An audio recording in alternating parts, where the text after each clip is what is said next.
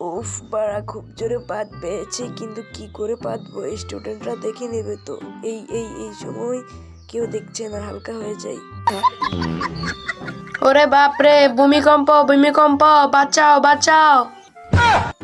আরে পাগলা, এটা ভূমিকম্প নয় রে, মনে হয় কেউ বাঁধলো। গরুর চনার মতো গন্ধ। হাই মালিক, ক্লাসের মধ্যে কে পাদলো গো? আমি কি করে জানবো কে বেঁধেছে? ওই ভাই, কি বল? আজকে মালিক আমাকে খেয়েছে। ছি ছি মালিক, তুমি মুলাকেও খেয়ে দিলে, তোমার একটুও লজ্জা করলো না? ওই শালা, আমি ওকে মুখ দিয়ে খেয়েছি। ছি ছি মালিক, তুমি মুলাকে মুখে দিয়ে পর্যন্ত খেয়েছ?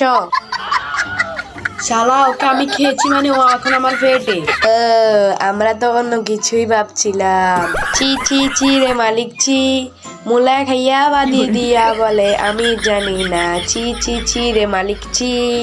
ওই শালা চুপ থাক, লোকে কি বলবে? কি দাদু, শুধু কি হাসলেই হবে? লাইক সাবস্ক্রাইব তো করতে হবে।